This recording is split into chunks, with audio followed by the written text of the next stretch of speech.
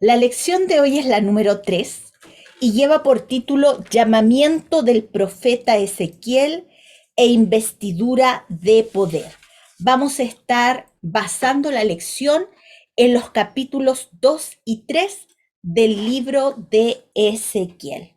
Vamos a ir al capítulo 2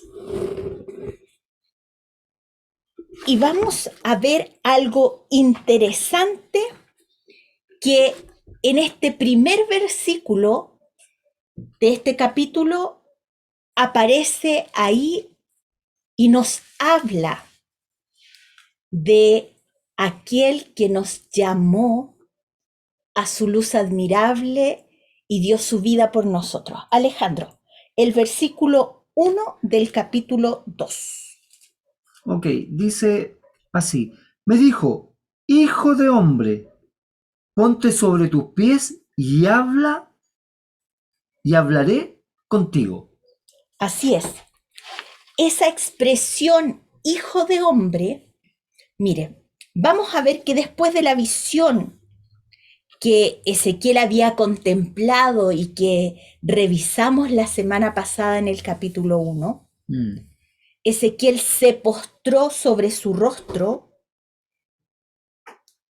¿Por qué? Porque la visión que él vio lo impactó de tal manera que él cayó rendido en adoración y en asombro. Pero ahora él iba a recibir el llamado y comisión y también recibiría el poder para llevar a cabo el ministerio profético que Dios le había llamado a hacer. Vemos que Dios se dirige a él llamándolo hijo de hombre. Ahora este título se encuentra exactamente 100 veces en el libro de Ezequiel. Así que a medida que vamos estudiando los capítulos, recuerden que el libro de Ezequiel tiene 48 capítulos, vamos a ir viendo cómo esta expresión va a ir apareciendo una y otra vez a medida que vamos estudiando este hermoso libro. Y uno también puede comprobar que Daniel fue llamado hijo de hombre. Estos fueron los únicos 2 hombres del Antiguo Testamento que fueron llamados con ese título. Pero en el Nuevo Testamento encontramos que Yahshua, que nuestro Señor Jesucristo, también se refirió a sí mismo como hijo de hombre. Y en el Nuevo Testamento encontramos esta expresión aproximadamente 86 veces. Y este título en nuestro Señor Jesucristo habla de Él en su rechazo, en su humillación y en su exaltación. Él es quien se refirió como hijo de hombre. Y vamos a ver dónde aparece esto. Alejandra, Lucas 24:7. Abigail, Mateo 26:24. Y Dati, Lucas 12:8. A medida que encuentren los versículos, por favor, Se desmutean. Desmuteando. Alejandra, ¿lo encontraste? Lucas 24:7.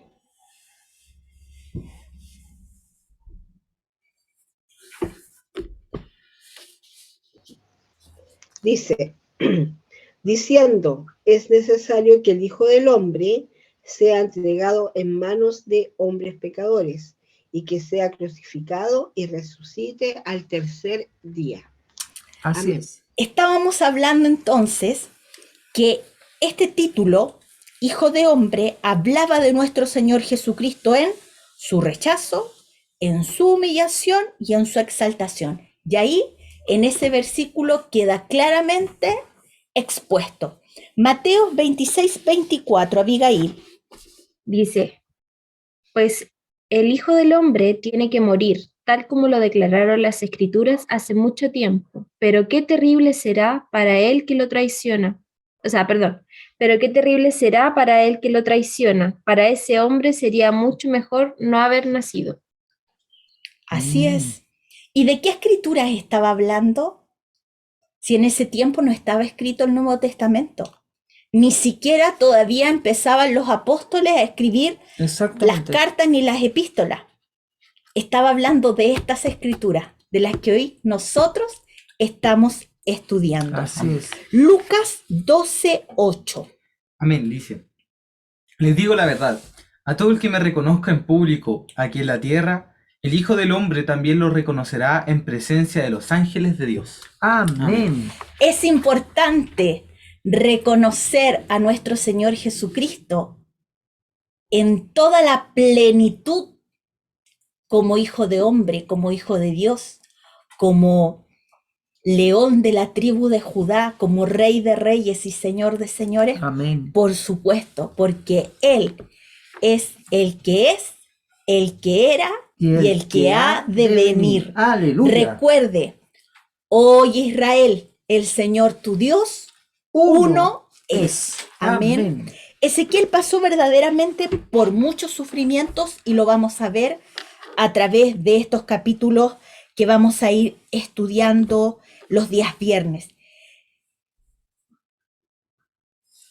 Miren, Daniel, Jeremías y Ezequiel son profetas contemporáneos, pero la experiencia de Ezequiel vamos a ver que fue aún más dura que la experiencia que tuvo Jeremías. Si Jeremías se burlaron de él, lo tomaron preso, lo metieron en una cisterna, Le querían matar. le querían matar, le golpearon, no querían escucharlo. Con Ezequiel vamos a ver que no es algo distinto, pero Ezequiel pasa muchas más Penurias. situaciones. Miren, vamos a ver también que la posición de Ezequiel, el Señor a Ezequiel lo envía a hacer una tarea difícil, una labor que no va a ser fácil. Y él tuvo la misión de hablar a un pueblo apóstata. Fue enviado a un pueblo que creía ser el pueblo de Dios, pero en realidad se encontraban en rebelión contra Dios. Así que el Espíritu de Dios vino entonces sobre Ezequiel y lo preparó para su ministerio. Versículo 2. Barbarita, por favor. Ezequiel capítulo 2, versículo 2.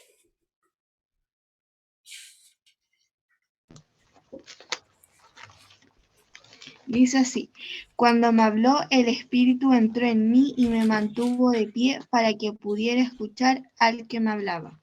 Amén. ¿Quién entró en la vida de Ezequiel? Lo animó, lo afirmó, lo fortaleció y le habló el Espíritu Santo. Así es. Por lo tanto, derriba inmediatamente, ya lo vimos en Jeremías, lo vimos en Isaías, lo hemos visto en los libros de la Torá, del Pentateuco, que nosotros conocíamos como los 5 primeros libros de la Biblia, que el Espíritu Santo no solamente es neotestamentario, como algunos comentaristas o como algunos predicadores hablan. No, el Espíritu Santo está desde el principio. Y cuando Dios te quiere usar, te capacita. Y la capacitación, la fortaleza, la instrucción, el que te lleva a toda verdad y a toda justicia, es el Espíritu Santo. Y el Espíritu Santo es Dios mismo habitando en Así nuestros es. corazones. Por eso decimos, y el primer mandamiento es: Shema Israel, escucha Israel, Yahweh, uno es. Ahí está en evidencia nuevamente. El Espíritu de Dios le dio a Ezequiel el poder para realizar su tarea, porque Dios no manda a nadie a una misión sin capacitarle antes. Así es. Él le había encomendado una tarea y para eso lo iba a preparar.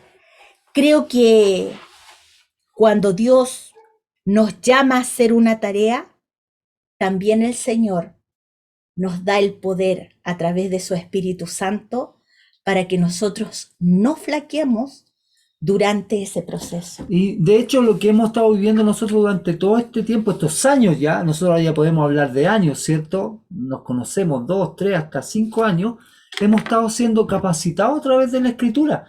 Si eso es, de eso se trata. Cada uno de nosotros aprendiendo para ponerlo primero nosotros en práctica, pero luego para enseñar. Ustedes ya están capacitados para enseñar, así que pónganle bueno. En realidad, la obra de Dios solo puede realizarse con el poder de Dios. Amén. Entonces recibiréis poder. ¿Dónde sale esa frase? Y me seréis testigos en toda Judea, en Jerusalén, en Sí. Judea y en Samaria. Ya Exactamente. hasta lo último de la tierra. Primero en la casa, luego con sus vecinos y luego Las puede naciones. ir a las naciones. Pero primero empezamos predicando el mensaje en nuestra casa.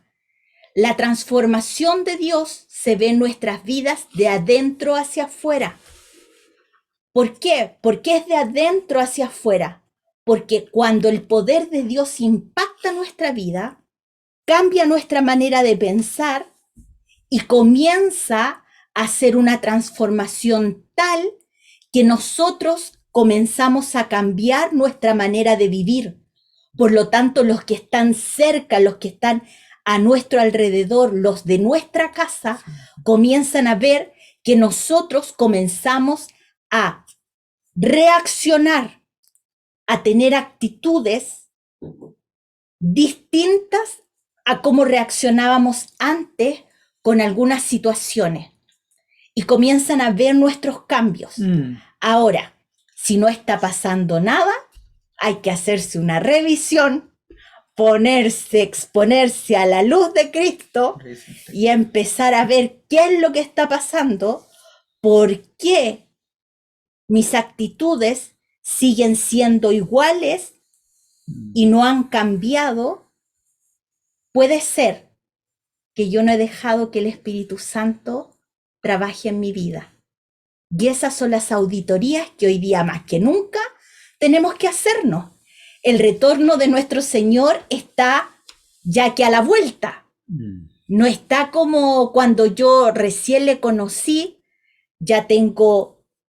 cuando al Señor yo de verdad le acepté en mi corazón, tenía 15 años, y hoy día tengo 50. Nada, pues mi amor. Y han pasado años diciendo que el Señor viene. Y hoy día puedo decirles que el Señor está más cerca que nunca. Amén. Que estamos viviendo un tiempo que literalmente es un tiempo profético. Que ni siquiera en las mejores predicaciones alguna vez imaginé estar viviendo. Y hoy lo estoy viviendo. Estoy viendo con mis ojos cómo el Señor está cumpliendo todo lo que Él había dicho a través de las Escrituras. Y puedo decir con más certeza que nunca, el Señor viene y viene pronto. Así es. Pero ¿cuál es el tema? Que al igual que Ezequiel, Él viene por un pueblo que tenga un corazón transformado, que tenga un corazón de carne, que le haga caso y escuche al Espíritu Santo, que sea un pueblo que se deje moldear y guiar por el Espíritu Santo.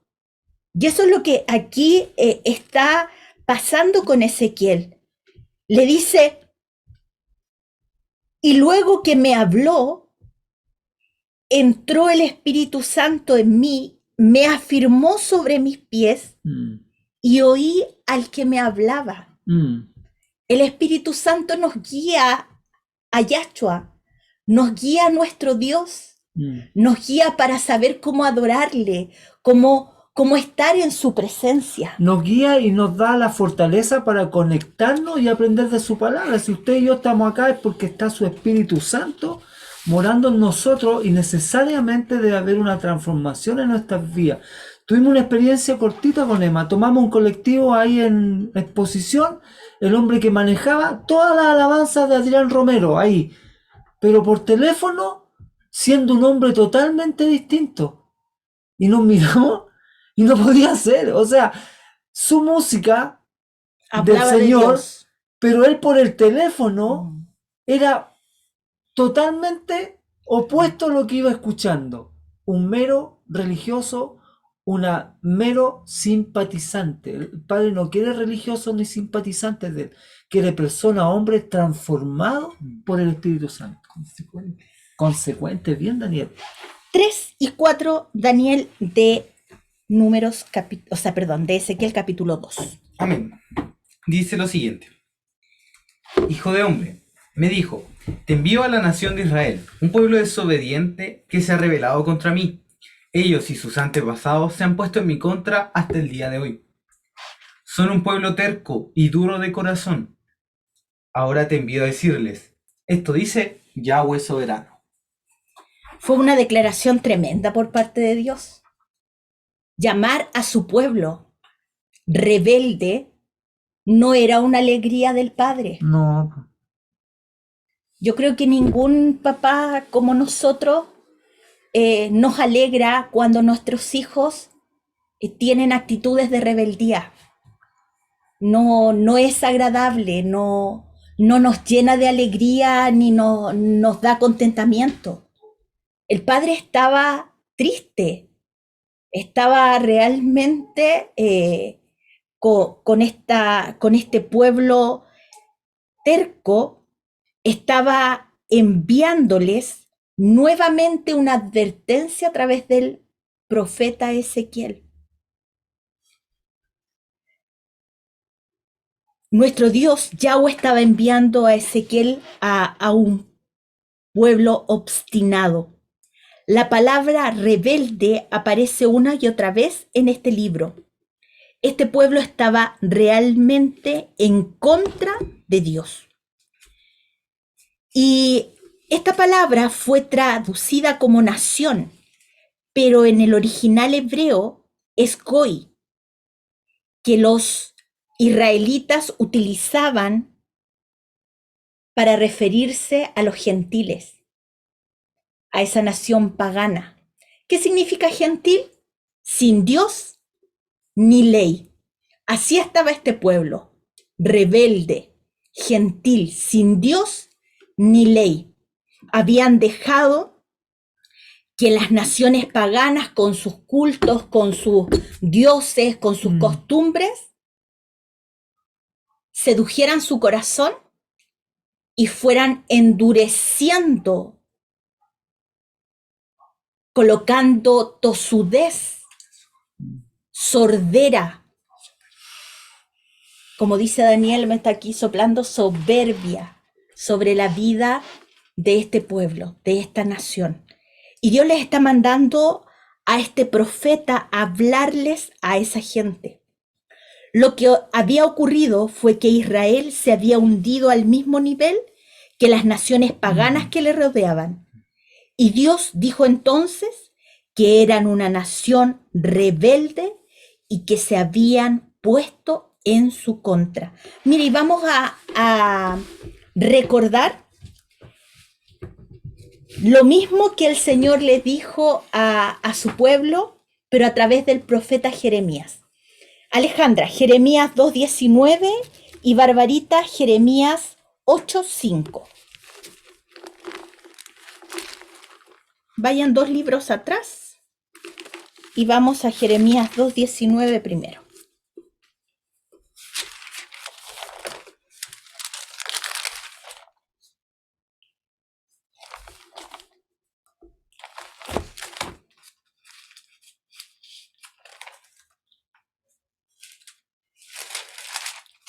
Amén. Ya. Tu maldad te castigará y tus rebeldías te condenarán.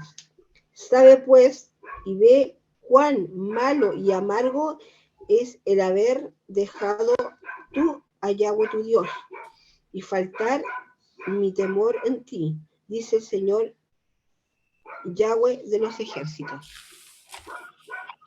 Tu maldad te castigará y tus rebeldías te condenarán. Mm. ¿Va a haber alguien que pueda excusarse delante del Señor?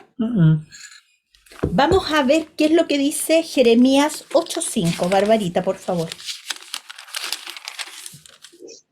Entonces, ¿por qué este pueblo sigue alejándose de mí? ¿Por qué Jerusalén siempre está alejándose de mí? Se creen sus propias mentiras, no quieren volver a mí.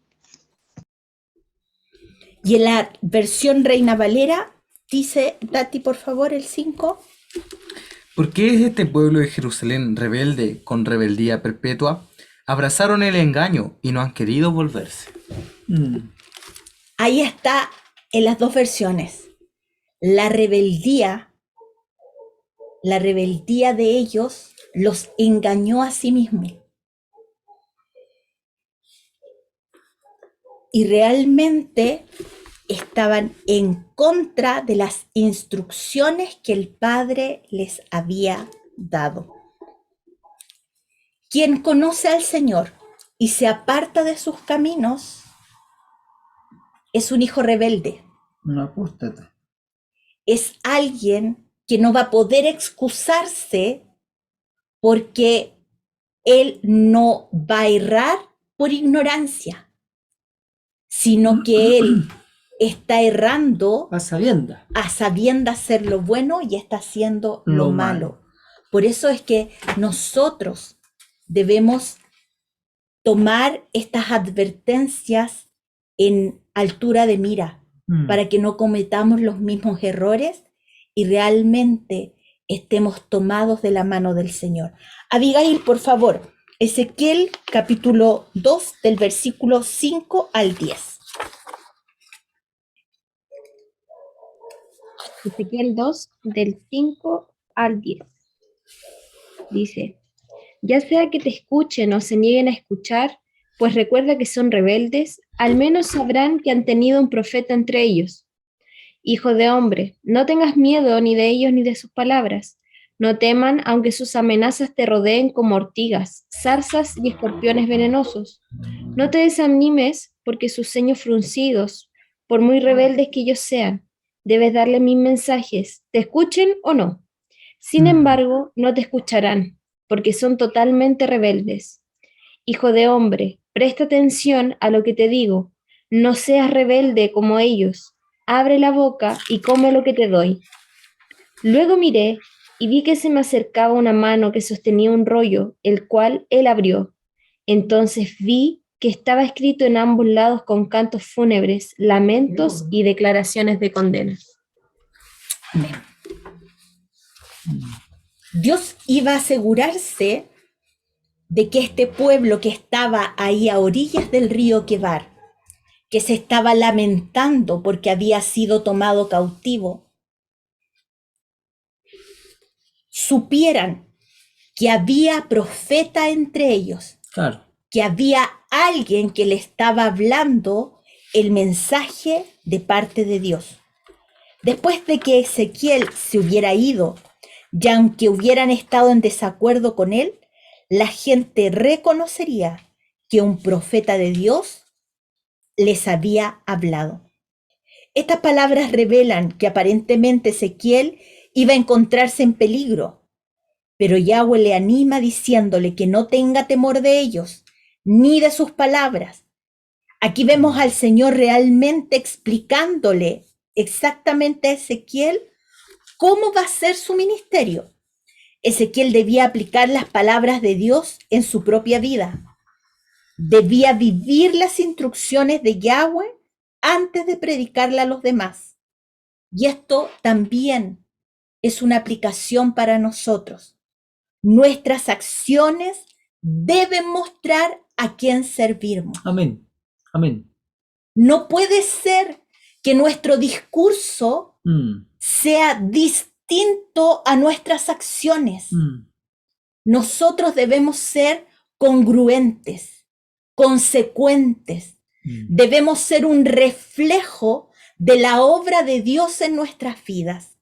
Y acá el Señor es lo que le está llamando a Ezequiel. Sí, y es importante en los primeros versículos que leyó la Abigail, ¿cierto? Primero entender que Yahweh conoce todo. Si ustedes escucharon bien, una cosa así, ellos nunca van a poder decir que no hubo una advertencia. O sea, hubo profeta en medio de ellos, o sea, hubo un hombre de parte de Dios que le habló, ¿cierto? Para que salieran de la situación. Pero destacar que le dice Yahweh, como él conoce todo, ve y dile, y aunque no te escuchen, dile. ¿Y sabes qué? No te van a escuchar. O sea, él tiene el panorama completo, ¿cierto? Él sabía, obvio, porque él sabe todo, que aún así con profeta no lo iban a escuchar. Pero es tan amoroso, porque una persona que no amara, que no fuera como él, le daría lo mismo o no intentaría mandar su mensaje, ¿cierto? Sus buenas noticias Exacto. o el mensaje de arrepentimiento, porque él ya sabe la respuesta del pueblo, pero aún así Yahweh es amoroso y manda al profeta, sabiendo que el pueblo no iba a escuchar. Yo no sé si habrá algún otro Dios, no lo hay obviamente, tan bueno como Yahweh. Vamos a ver que en el capítulo 3 sigue este relato de cómo Dios le está llamando y le está capacitando a Ezequiel en su ministerio. En este momento ellos ya habían sido llevados, como les decía, cautivos, estaban a orillas del río Quebar en una actitud de amargura y rebeldía. Sin embargo, en aquel tiempo el templo de Jerusalén aún no había sido quemado ni la ciudad destruida.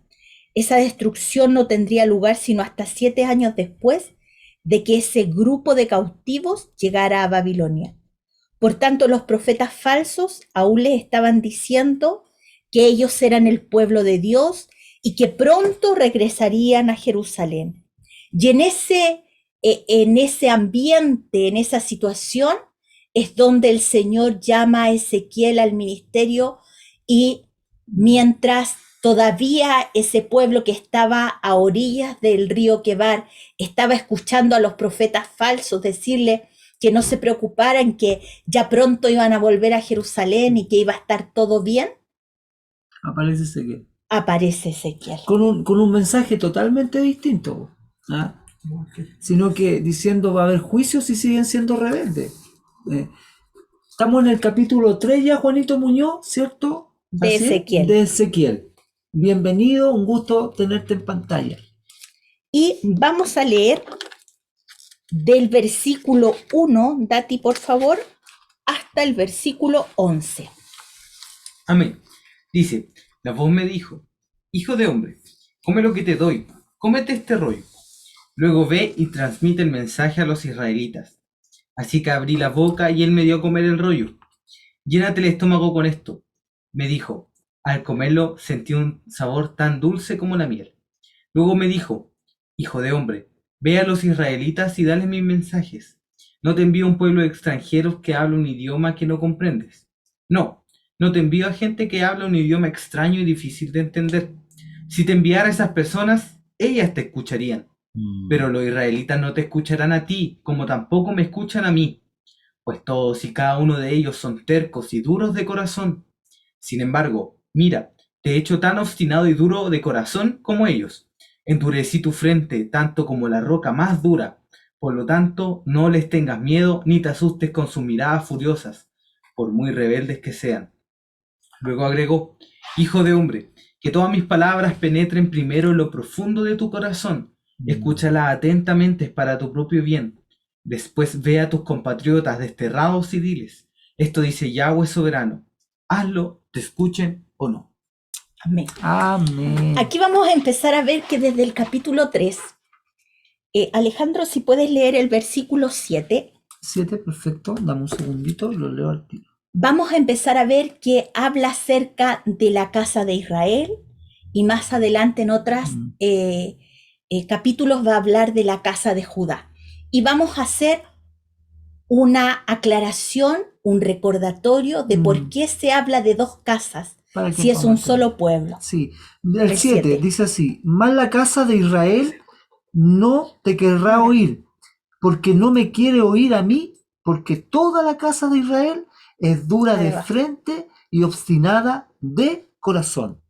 Mira, aquí vamos a compartir una imagen que le vamos a pedir al Dati que la agrande un qué poquito más. interesante.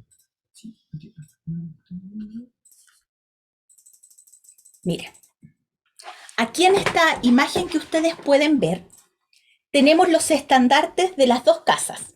Recuerden que en números estamos viendo también el tema de las tribus y que cada una tenía su estandarte. Y aquí está el estandarte de Judá, perdón, de Efraín, disculpen, de Efraín, y acá está el estandarte de Judá. Sí. Judá es un león su estandarte y de Efraín es un toro. Exactamente. Recuerden que en Primera de Reyes, capítulo 11, Israel, toda la nación de Israel, las 12 tribus, estaban en un solo gobierno. Y el Solo gobierno, pueblo. exactamente, como un solo pueblo. Y ese gobierno lo tenía Salomón. Sí. Pero, ¿qué pasó? Miren, si ustedes van a Primera de Reyes, capítulo 11, ya esto nosotros lo hemos estudiado, pero lo vamos a recordar hoy día.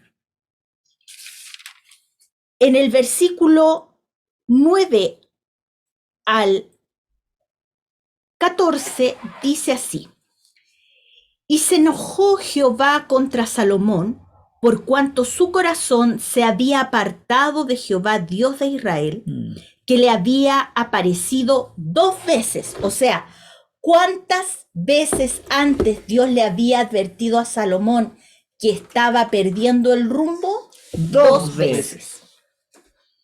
Y le había mandado acerca de esto, que no siguiese a dioses ajenos. Mas él no guardó lo que le mandó Jehová.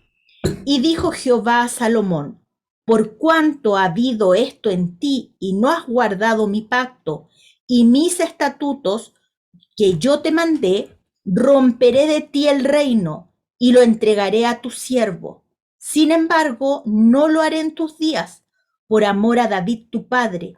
Lo romperé de la mano de tu hijo.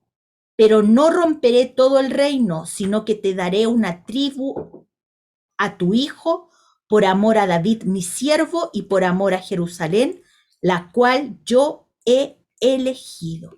Así es. Vayan al versículo, capítulo 11 de Primera de Reyes, vayan a los versículos 29 al 32 y vamos a ver cómo se llamaba el siervo que iba a recibir parte de este reino.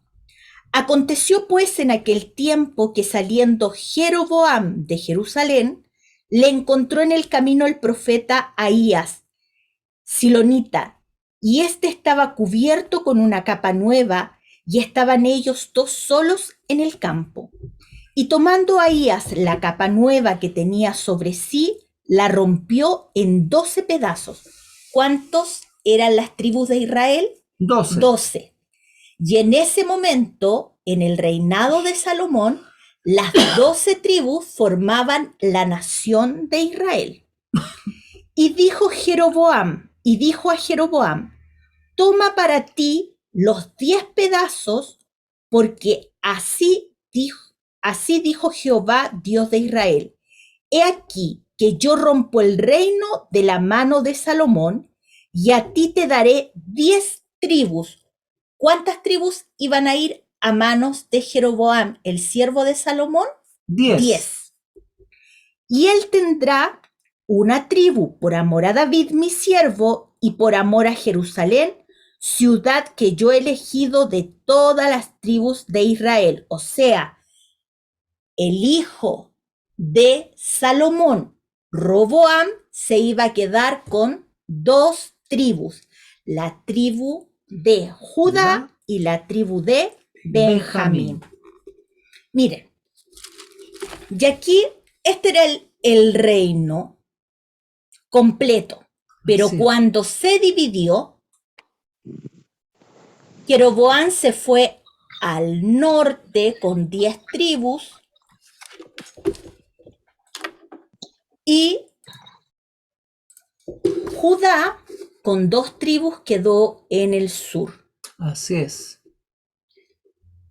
Las tribus que se fueron al norte, que eran 10, en la Biblia usted la va a encontrar como la casa de Israel, como lo leímos recién en Ezequiel, versículo 7. 3:7. Aquí lo haré. Dice así: más la casa de Israel, en el versículo 7 del capítulo 3, no te querrá oír. Ahí está. Esa es la casa de Israel. Cuando en la Biblia usted, en el Antiguo Testamento, encuentre la casa de Israel, la casa de Efraín, la casa del norte. La casa del norte, son estas 10 tribus. Exactamente. Cuando usted lea en la Escritura, en el Antiguo Testamento, la casa de Judá o la casa, el reino del sur, son estas 2 tribus que quedaron al sur de Israel. La capital del reino del norte era Samaria y la capital del reino del sur era Jerusalén. Vamos con la segunda imagen, Dati, por favor.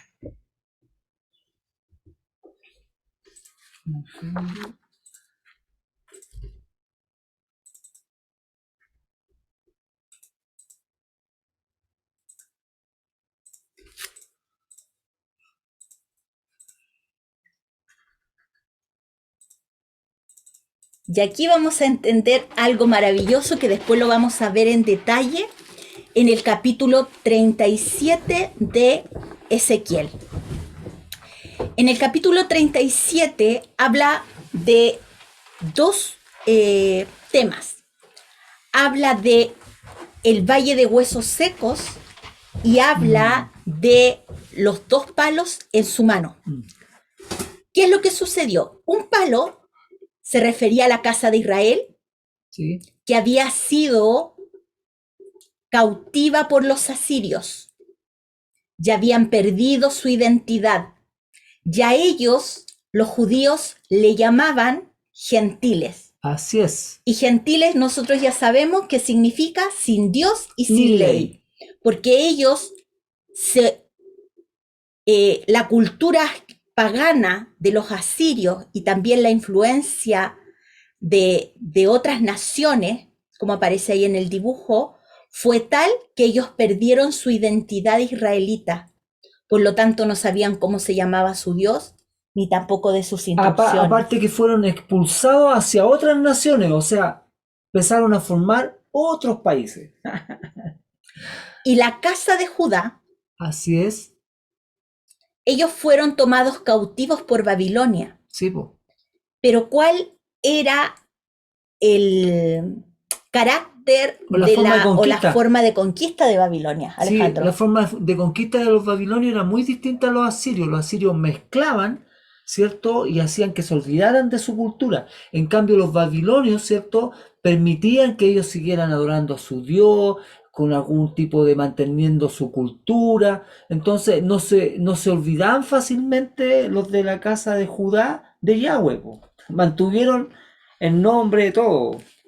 ¿Y qué es lo que sucedió cuando nuestro Señor Jesucristo vino? Así es. Y a través de su obra restauradora de redención, nos volvió a unir en el olivo verdadero.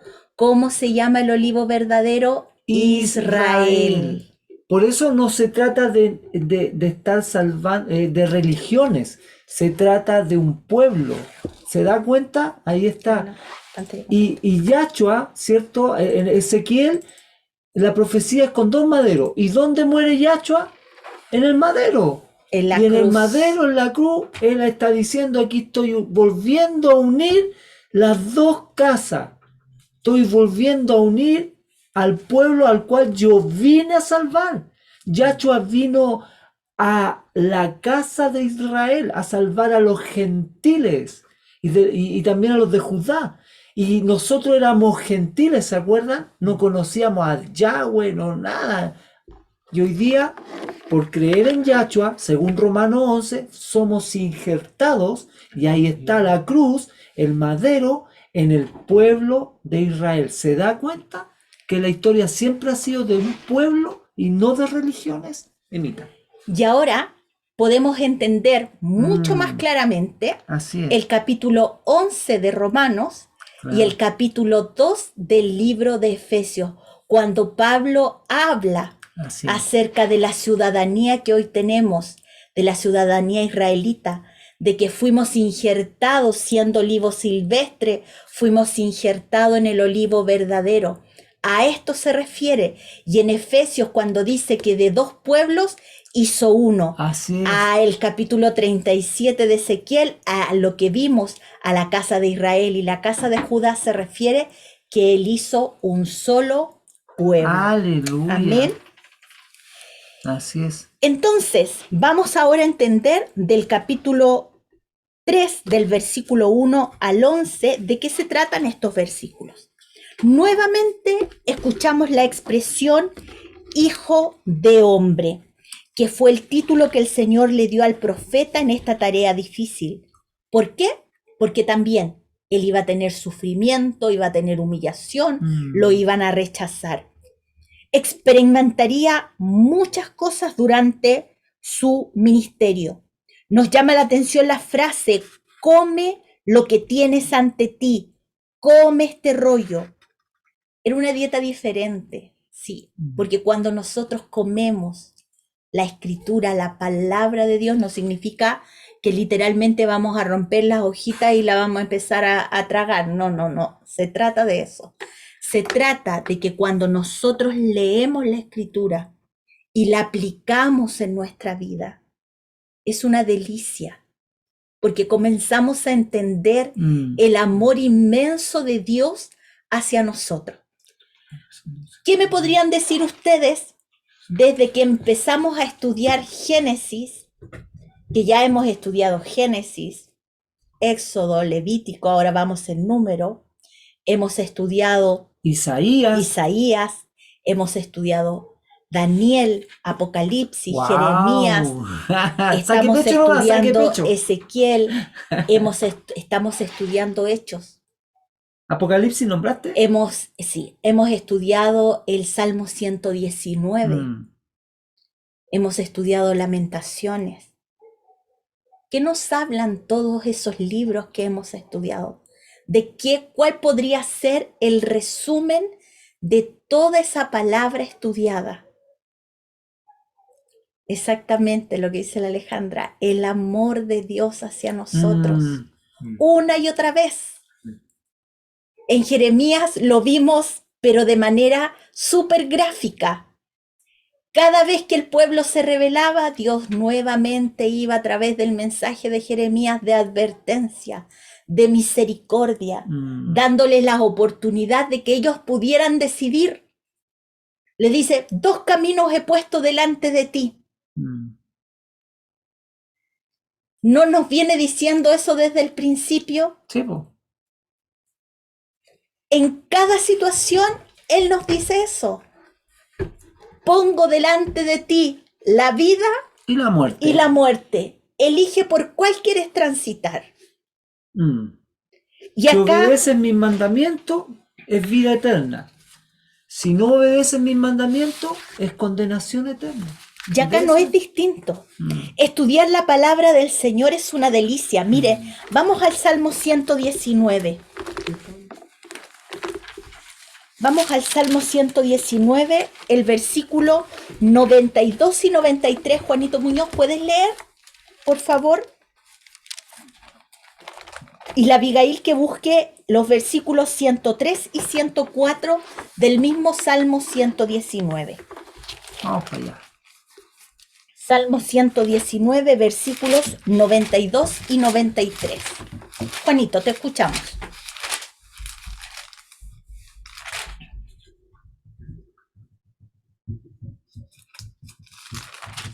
Buenas noches a todos, todas. Buenas noches. Juanito. Disculpen la hora, pero acá está. El versículo 119, Sí, capítulo 119, versículo 92. 92 al 93. 3. Amén. Jamás me olvidaré de tus ordenanzas, pues en ella está mi vida. Tuyo soy, líbrame por cuanto he guardado tus ordenanzas. Amén. Amén. Es distinta la versión a Sí, la... Está leyendo la pechita, Sí, ¿cierto? exactamente. Muy bien. Lee la, La la versión Reina Reina Valera. Valera dice así, el 92. Si tu ley no hubiese sido mi delicia, ya en mi aflicción hubiese perecido. 93.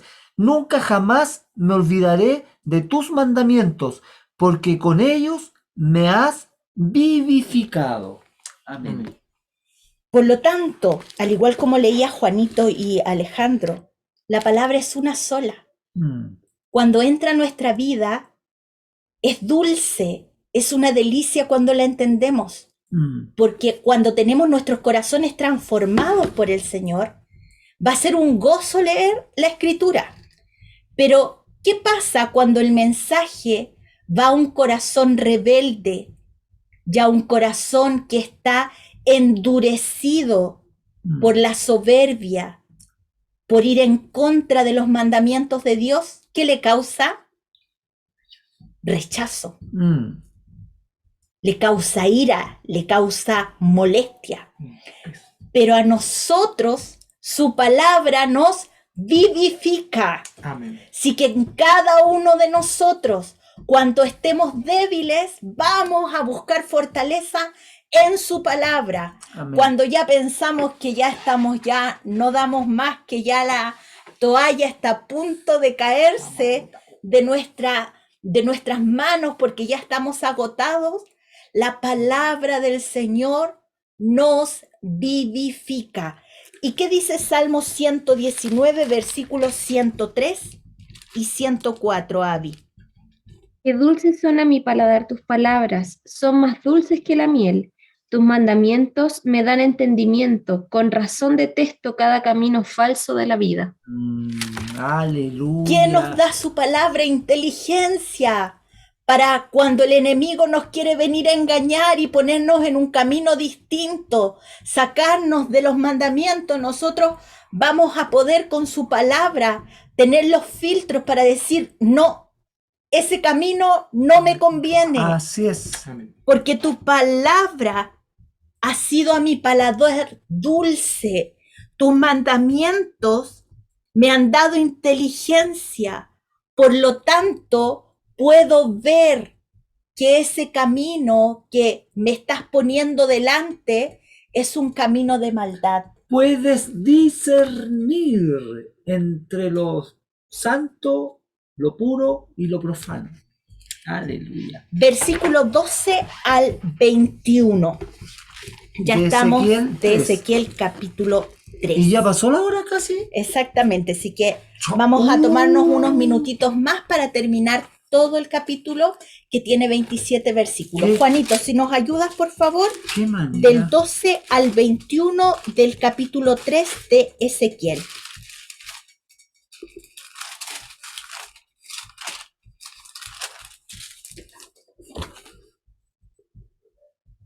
El 12 al 21, el capítulo 3. Sí, por favor. te escuchamos. Amén. Entonces el Espíritu me levantó y escuché detrás de mí una terrible y gran voz que dijo, abro comillas, bendita es la gloria de Yahweh desde su lugar, cierro comillas. Asimismo escuché el ruido de las alas de las criaturas vivientes que se tocaban una a la otra, el ruido de las ruedas junto con ellas y la terrible y gran voz. Entonces el Espíritu me levantó y me tomó. Yo iba en la impetuosidad de mi espíritu y la mano de Yahweh era pesada sobre mí. Así llegué hasta los cautivos a Tel Akib, que está situada junto al río Kebar, y permanecí allí 7 días, atónito entre ellos. Y después de los 7 días vino a mí palabra de Yahweh diciendo, 2 puntos. Hijo de hombre, te he puesto por centinela para la casa de Israel, para que escuchen la palabra de mi boca y le adviertas de mi parte. Cuando yo diga al pecador, 2 puntos, abro comillas, ciertamente morirás, cierro comillas, pero tú no le adviertes ni le hablas al pecador para que esté advertido de su mal camino y viva. El pecador morirá en su iniquidad, pero yo demandaré su sangre de tu mano. Pero si tú amonestas al pecador y él no se arrepiente de su pecado y de su mal camino, él morirá en sus pecados, pero tú librarás tu alma. Amén. Amén. Gracias, Juanito. Esa es la labor que hoy día también nosotros tenemos. Labor de atalaya, de comunicar primero qué es lo que el Señor nos invistió de poder y a quiénes son los primeros que tenemos que predicar. A los de nuestra familia, luego a nuestros vecinos, luego a las ciudades que quedan alrededor y luego nos vamos a las naciones. Para eso el Señor nos capacitó con poder. Y Dios aquí le está encomendando a Ezequiel la tarea de ser centinela, la misma labor que nosotros debemos realizar en estos tiempos. Para quien quiere escuchar. No todos van a querer escuchar el mensaje. Claro. Recuerde que el mensaje de Dios produce 2 reacciones en las personas. En algunas va a producir arrepentimiento y gozo de saber que hay un Salvador que le ofrece vida eterna. Así es. Pero para otros le va a producir rechazo y se van a indignar porque está la rebeldía que hay en su corazón que no van a querer escuchar. Eso no es para mí, te volviste loco, te están lavando el cerebro, todo ese tipo de respuestas y otras más, usted puede recibir, ¿cierto?, de parte de un grupo de personas. Pero de pronto, el mensaje, la palabra, cae en una buena tierra. Y recuerden que nosotros no somos el que da el crecimiento. Nosotros tenemos que sembrar la semilla. Y el crecimiento, ¿quién lo da según la Escritura? El Padre. Así que lancemos la semilla, y la semilla es su palabra. Amén. Y la responsabilidad de Ezequiel no era menor. No. Tenía que dar la alerta, la advertencia.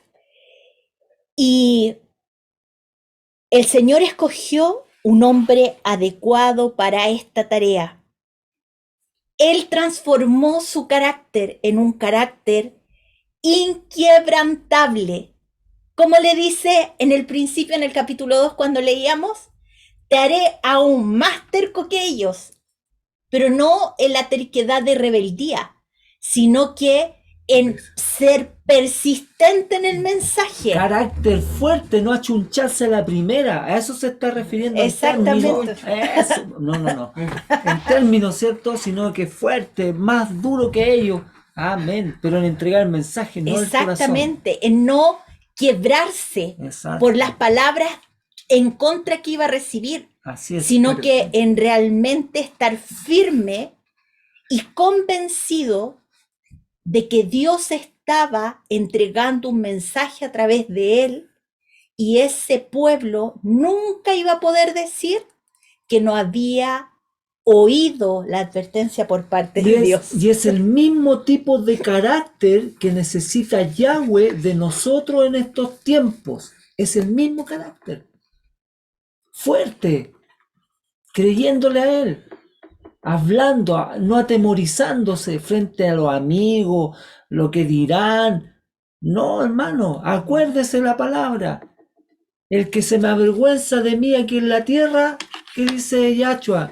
Yo me avergonzaré de él delante de mi Padre. Y ahora, el centinela. Primero, el centinela no podía ser quien cazaba mariposa. No. El centinela tenía que estar en la muralla, en el alto, La torre. en la torre, mirando si venía el ejército enemigo, estar atento de la situación. Y, por otro lado, tenía que estar advertido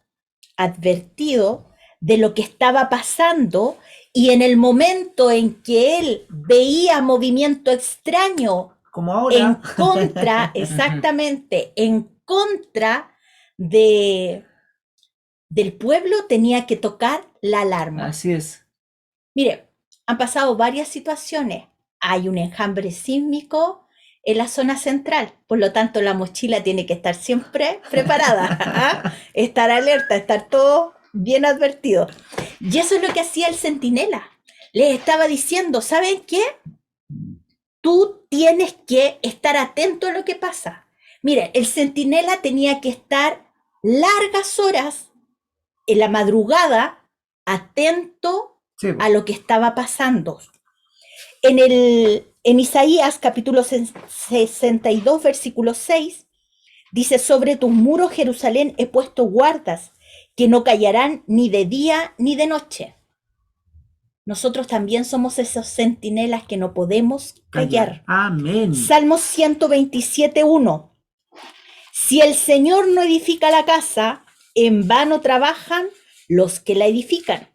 Si el Señor no guarda la ciudad, en vano vela la guardia. Así. O sea, si el Señor no nos protege, por más que tengamos ejército, por más que tengamos centinelas, igual el enemigo va a hacer desastre. Así. Pero cuando el Señor nos protege, cuando el Señor somos obedientes a su palabra, el Señor, en cualquier situación, Él nos cubre con su mano poderosa. En la cultura hebrea, por la noche los centinelas funcionaban en 3 turnos. Estos turnos tenían lugar desde que oscurecía hasta alrededor de la medianoche. Luego desde la medianoche hasta que cantara el gallo.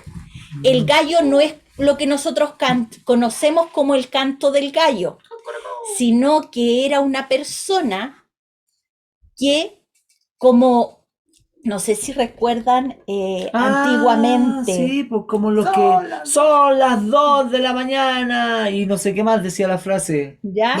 Eran los serenos. Eso, muy bien. Exactamente. Son las 2 de la mañana y todo sereno. Eso, exactamente. Exactamente, Es de Juanito. tus tiempos, Juanito. Bien. Gracias. Perdón, Ese era el perdón. canto del gallo. Ese sereno que iba dando el momento exacto y el cambio de guardia. Y luego venía el tercer turno, por decirlo de alguna manera, que iba hasta el amanecer.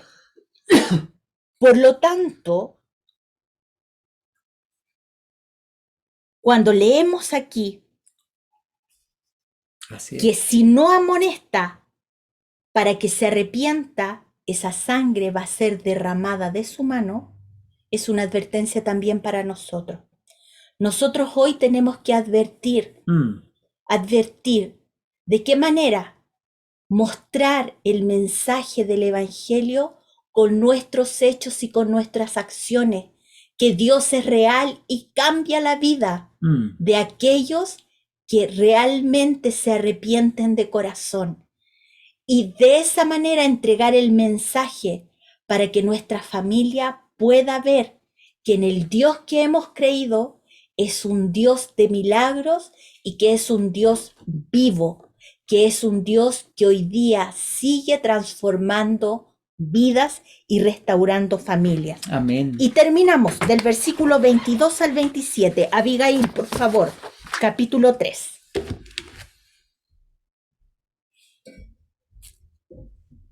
Versículo 22 al Al 27. 27. Luego el Señor puso su mano sobre mí y me dijo, levántate y sal al valle y allí te hablaré. Entonces me levanté y fui. Allí vi la gloria del Señor, tal como la había visto en mi primera visión junto al río Quebar, y caí con el rostro en tierra. Después el Espíritu entró en mí y me puse de pie, me habló y me dijo, vete a tu casa y enciérrate, allí, hijo de hombre, te atarán con cuerdas para que no puedas salir a estar con el pueblo. Haré que la lengua se te pegue al paladar para que quedes mudo y no puedas reprenderlos porque son rebeldes. Sin embargo, cuando te dé un mensaje, te soltaré la lengua y te dejaré hablar. Entonces le dirás, esto dice el Señor soberano. Los que quieran escuchar, escucharán, pero los que se nieguen, se negarán, porque son rebeldes. Amén. No es fácil el ministerio de Ezequiel, No, po. porque va a ser, aquí lo vemos, él va a graficar con su vida cómo está la condición de ese pueblo y va a tener que sufrir el oprobio de esas personas también.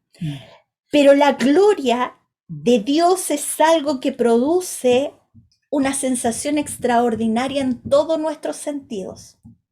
Cuando el Señor, a través de su Espíritu Santo, llena nuestra vida,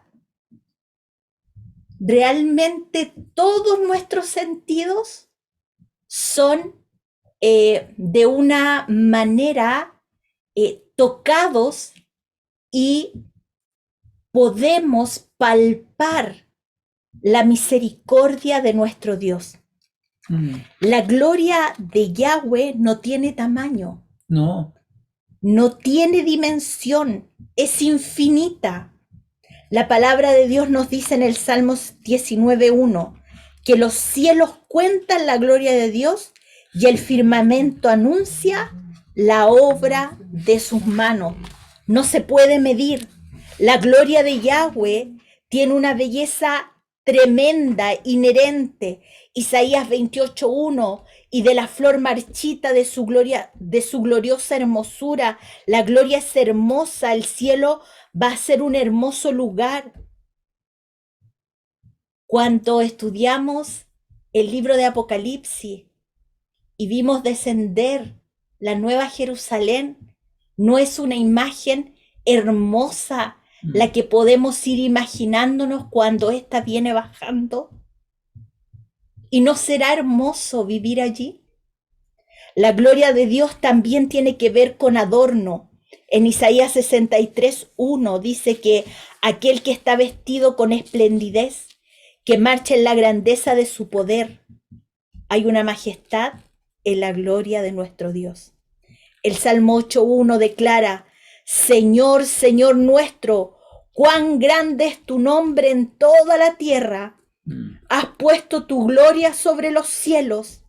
Esa es la majestad de nuestro Dios, brillante, luminosa, hermosa y pura.